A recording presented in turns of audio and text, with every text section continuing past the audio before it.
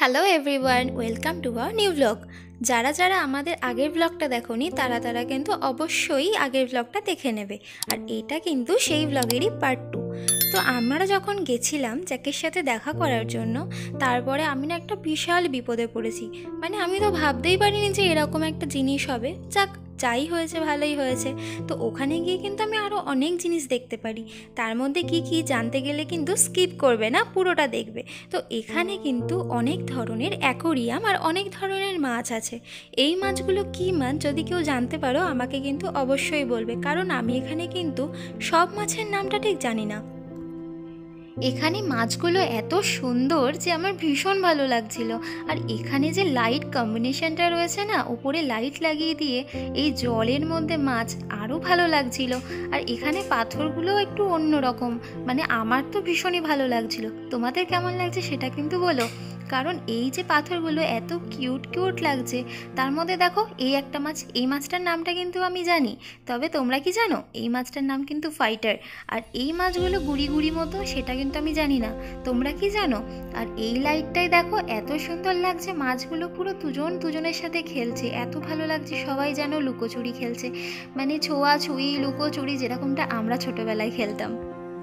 আর এটা কিন্তু বকুট। আর দেখুন এর উপরে এত সুন্দর শ্যাওলাটা পড়ে আছে, যার জন্য কিন্তু এটা আরও সুন্দর লাগছে। এমনিতেই কিন্তু অনেকটা সুন্দর, কিন্তু এই শ্যাওলাটা পড়ার জন্য যেন এর সৌন্দর্যটা আরও বেড়ে গেছে। আর এই মাছগুলো কি বলো তো? এই মাছগুলোর নাম হচ্ছে প্যারট। এটা দেখো কত সুন্দর লুকিয়ে লুকিয়ে যেন দেখছে মনে হচ্ছে। আর এটা কিন্তু একদম নতুন মাছ, এর নাম হচ্ছে ফেদার।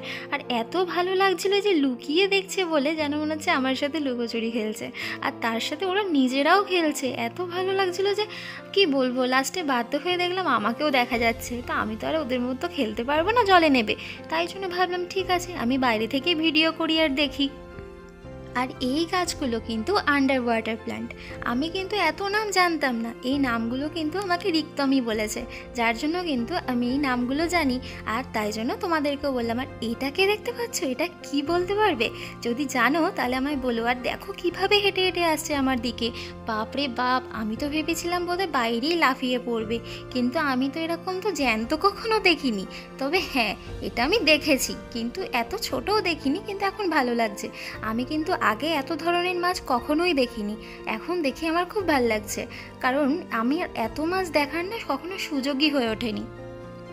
এইসব মাছ দেখতে দেখতে আমরা কিন্তু একটা জায়গায় কিন্তু স্টপ হয়ে গেছিলাম। সেই স্টপটা হয়েছিলাম তার কারণ আছে, ওখানে আর বলবেন না। এমন একটা জায়গায় গেছি যে ওখানে গিয়ে বিপদেই পড়ে গেছি। আমি জানতামই না যে ওখানে এরা কিন্তু মনে মনে একটা প্ল্যান করে রেখেছে যে কি করবে না করবে। আর সেটার জন্যই জানেন তো, ওরা আমাকে একা রেখে একদম বেরিয়ে গেল। যে দাদাটার বাড়িতে গেছিলাম, সেই দাদাটা আর রিক্তম। তখন তো আমি একা একা বোর হয়ে হয়ে মাছগুলোর ভিডিও করছিলাম, মাছগুলোকে দেখছিলাম, কিন্তু মাছগুলোকে তো ধরতেই পারছিলাম না। কারণ আমার মনে হয় কখনো কোনো প্রাণীকে একদম ক্ষতি করা উচিত নয়, কারণ তারা তো কথা বলতে পারে না, আর তারা তো কারোর কোনো ক্ষতিও করে না। তাই জন্য আমার মনে হয় কাউকে ক্ষতি না করে তাকে দেখতেই বেশি ভালো লাগে। যেমনটা গাছে ফুল ফুটে থাকলে কিন্তু সেই ফুলটাই দেখতে ভালো লাগে, তুলে নেওয়ার পর কিন্তু গাছটা ন্যাড়াই লাগে। আর এদিকে দেখো ওরা কিন্তু বাইরে থেকে চলে এসছে, আর এসেই না স্যালাড ট্যালাড নিয়ে বসে পড়েছে। কারণ রিক্তম আর সাথে ওই দাদাটাকেও কিন্তু জোর করে স্যালাড খাইয়েছে, কারণ রিক্তম বেশি ভালোবাসে, কিন্তু দাদাটাও হয়তো ভালোবাসে, আমি জানি না। আর এদিকে দেখো আমি রান্না করতে লেগে গেছি, কারণ ওরা বাইরে যে গেছিলো না, বাইরে থেকে ওরা চিকেন আনতে গেছিলো। একদিকে আমি কিন্তু কাটাকুটি করে সমস্ত কিছু সরঞ্জাম গুছিয়ে আস্তে আস্তে কিন্তু রেডি হয়ে গেছি রান্না করার জন্য, আর এবং আমি রান্না করছি। সত্যি বলতে আমার কিন্তু রান্না করতে বেশ ভালো লাগে, কারণ রান্না কিন্তু আমার একটা বেশ পছন্দের জিনিস, কারণ আমি খেতেও কিন্তু ভালোবাসি।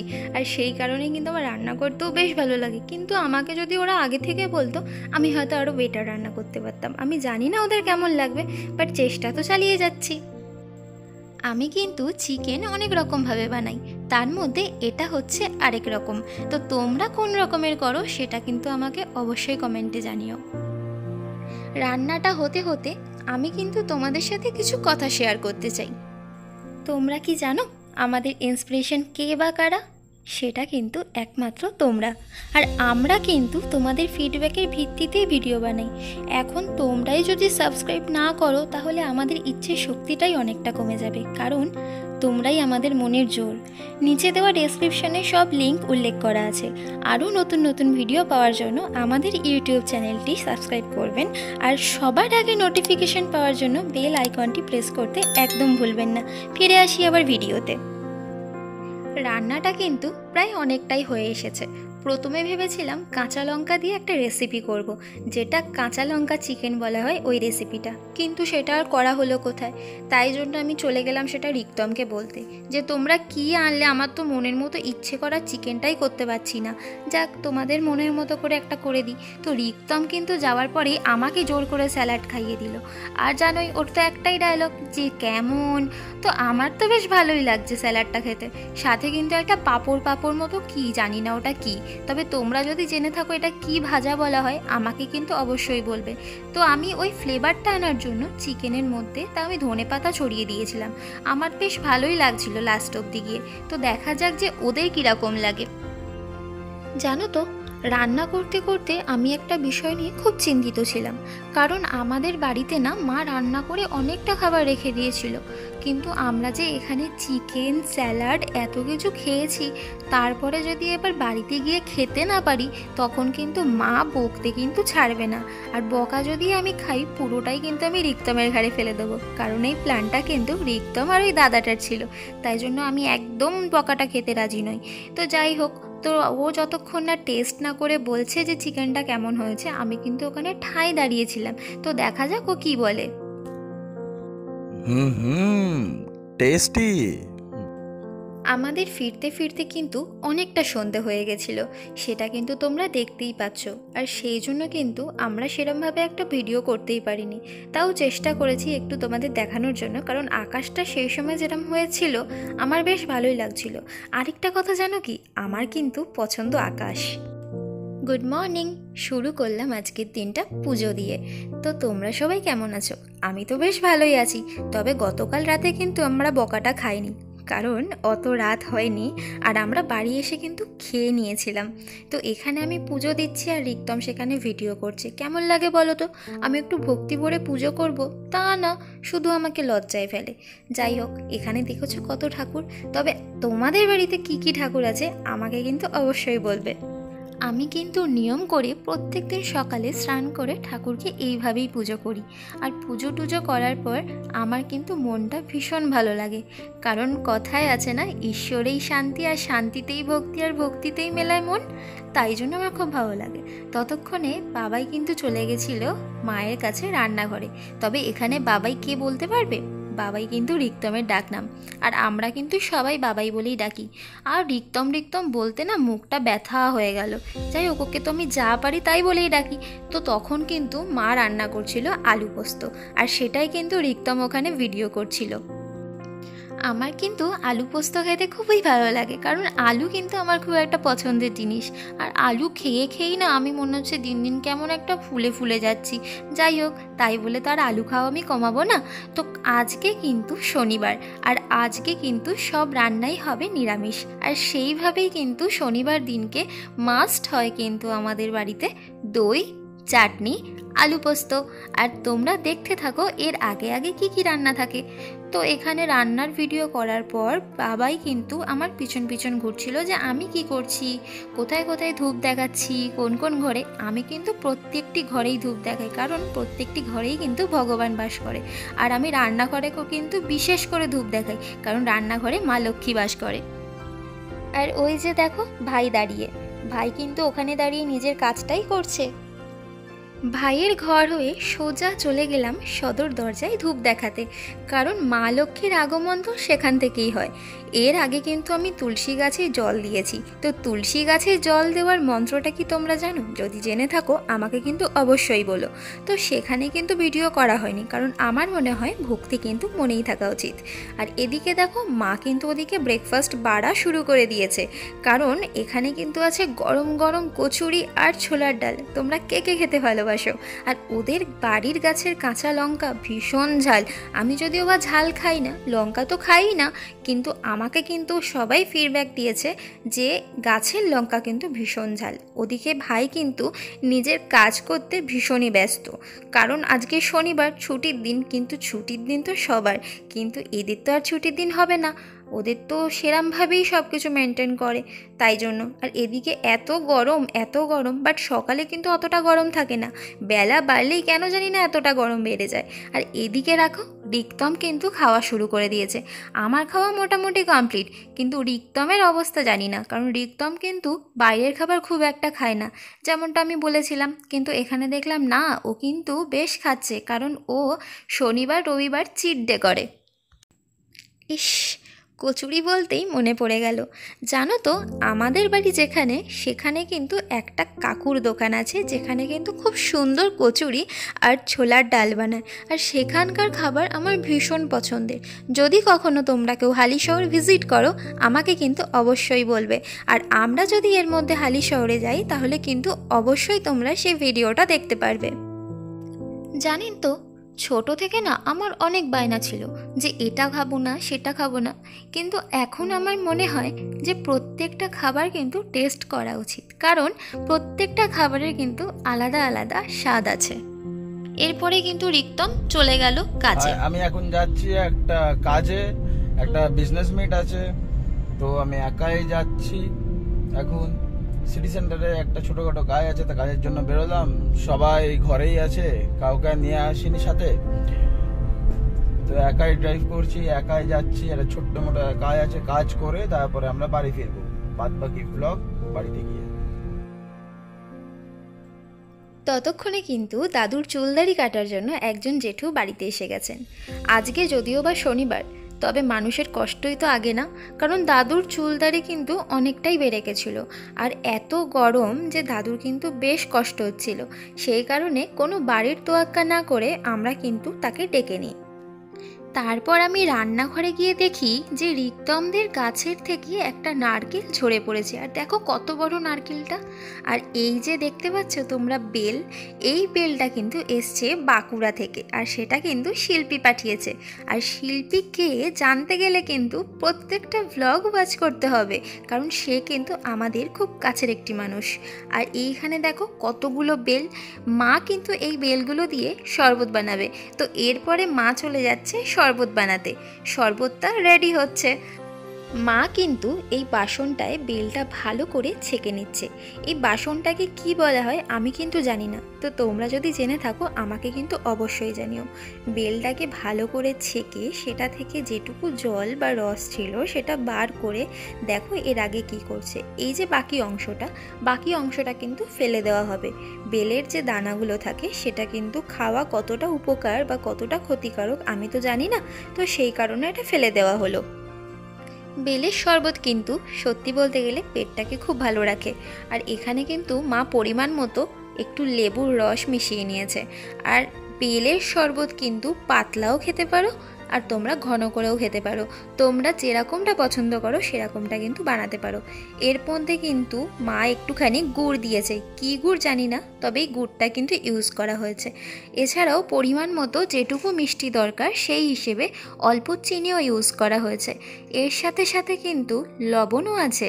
আর এরপরে এটাকে ভালো করে মিক্স করতে হবে, ইভেন দ্যাট গুড়টাকেও, কারণ এইগুলো যদি মিশে না যায় ভালোভাবে, তবে কিন্তু গুড়ের স্বাদ বা বেলের স্বাদ ভালোভাবে পাওয়া যাবে না। এরপরে কিন্তু মা আস্তে আস্তে গ্লাসে বাড়ছিল, কারণ বাবাই কিন্তু কাজ থেকে অলরেডি চলে এসেছিল। এরপর ভাই স্নান করতে যাওয়ার আগে কিন্তু নারকেলটা ছাড়াচ্ছিল। আর এটা দেখো ঠিক সাঁড়াশির মতো দেখতে। আর মায়ের মুখে আমি শুনেছি এইটা কিন্তু সাধারণত মেলাতেই কিনতে পাওয়া যায়। তোমরা যদি জেনে থাকো যে এটার কি নাম, তাহলে কিন্তু আমাকে অবশ্যই বলো। ছোটোবেলায় আমি দেখেছি আমার বাবাকে দা দিয়ে নারকেল ছাড়াতে, কিন্তু দা ভীষণ রিস্কের, একবার যদি হাত পিছলে যায় তাহলে কিন্তু যখন তখন লেগে যেতে পারে।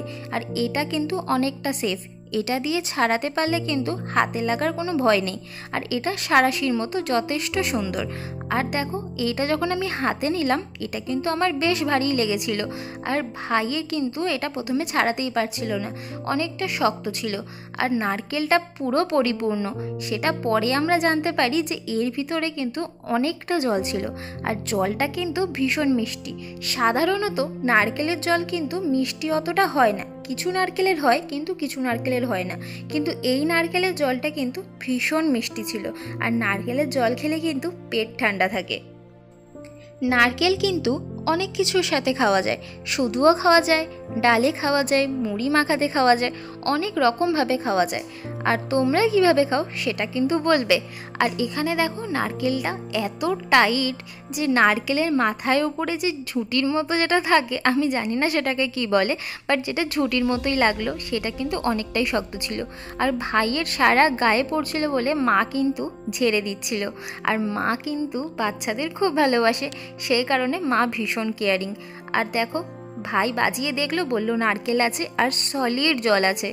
এরপরে মা চলে গেল দা নিতে, দা নিয়ে টিয়ে এটা ফাটানোর জন্য রেডি হচ্ছিল। তো এটা ফাটানোর পর জানি না কতটা জল বেরোবে, কিন্তু আলটিমেটলি পরে কিন্তু অনেকটাই জল বেরিয়েছিল।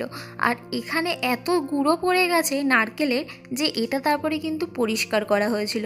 কারণ ঘর যতই হোক না কেন, নিজের ঘর নোংরা থাকলে থোড়ি ভাল লাগবে, একদমই নয়। তো সেই কারণে এটাকে ঝাঁট দিয়ে পরিষ্কার করা হয়েছিল। নারকেলটা মাঝখান দিয়ে ফাটানোর পর কিন্তু দুদিকে দুটো দাগ দিতে হয়। আমি জানি না কেন দাগ দিতে হয়, কারণ আমি এটা ছোট থেকেই দেখে আসছি যে যখন নারকেলটা পুরোপুরি মাঝখান থেকে ভাঙা হয়ে যায়, তারপরে নারকেলের দুদিকে দুটো না এরমভাবে দা দিয়ে হোক বা কিছু দিয়ে হোক দাগ দিয়ে দিতে হয়। তো কি কারণ আমি কিন্তু জানি না বলেই তোমরা যদি জেনে থাকো এটাও কিন্তু আমি জানিও। এখন তোমরা ভাবতেই পারো যে বাবা মেয়েটা কিছুই জানে না, কিন্তু কি করব বলো, যেটা জানি না সেটা তো আমি তোমাদের থেকেই শিখবো, কারণ তোমরা হচ্ছে আমাদের ইন্সপিরেশন। আমাদের যদি ভিডিওগুলো ভালো লেগে থাকে, আমাদের ইউটিউব চ্যানেল কিন্তু সাবস্ক্রাইব করতে একদম ভুলবে না। আর আমাদের ফেসবুক পেজের লিঙ্কটা ডেসক্রিপশানে দেওয়া থাকবে, তোমরা চাইলে আমাদের সেখানেও ফলো করতে পারো। আর এদিকে দেখো লাঞ্চ কিন্তু রেডি।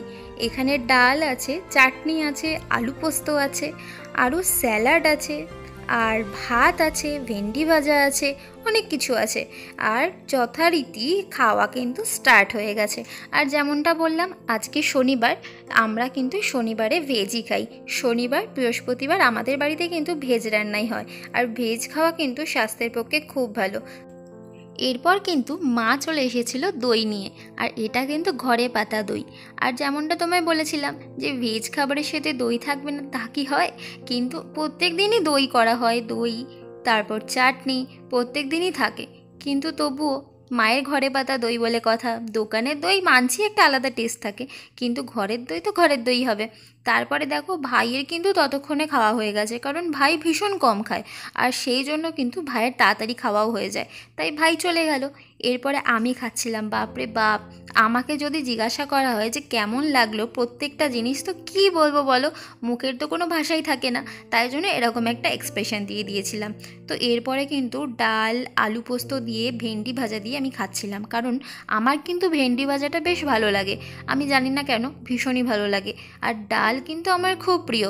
আর ডালের সাথে যদি একটু আলু মাখা হয় তাহলে আরও প্রিয়, কিন্তু আলু মাখা সেদিন করা হয়নি। তারপরে মা কিন্তু খেতে খেতে কথা বলছিল, কিন্তু তারপরে মাকে বললাম যে তুমি খাও, তুমি এত কথা বলছো, তুমি খাবেই কখন বলো তো। এমনি অনেক দেরি হয়ে গেছিলো সেদিনকে, কারণ বাবাই যেহেতু কাজে বেরিয়েছিল, সেই কারণে ওর আসতে দেরি হয়ে গেছিলো বলে, কারণ আমরা কিন্তু ঘরে সবাই একসাথে বসে খাই।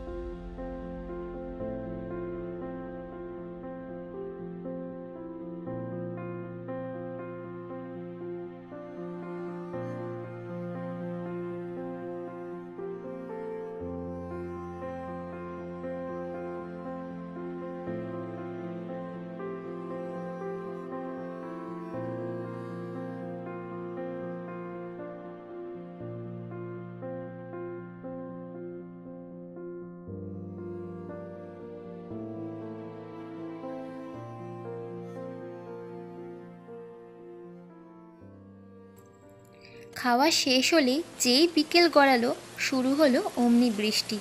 তা হবে না, যা গরম ছিল তাই জন্যই তো শুরু হয়ে গেল। যাক, তবে ভালোই হলো। এবারে কিন্তু সবাই একটু স্বস্তির নিঃশ্বাস ফেলতে পারবে, কারণ কিছুদিন ধরে যা গরম পড়েছিল, সব জায়গায় ঝড় বৃষ্টি হলেও দুর্গাপুরে কিন্তু ঝড় বৃষ্টি একদমই হয়নি। সেই কারণে বেশ ভালো লাগছে।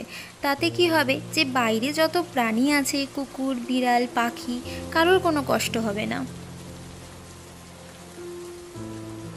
বৃষ্টি আকাশ, বৃষ্টি আকাশ, বৃষ্টি তুমি থমথমে, কে বকেছে বৃষ্টি তোমায়, আকাশ বুকে মেঘ জমে। সন্ধেবেলায় নামছো তুমি, উঠলো ধ্বনি জোরে, বৃষ্টি তুমি আসছোই যখন, ভিজবো প্রাণ ভরে।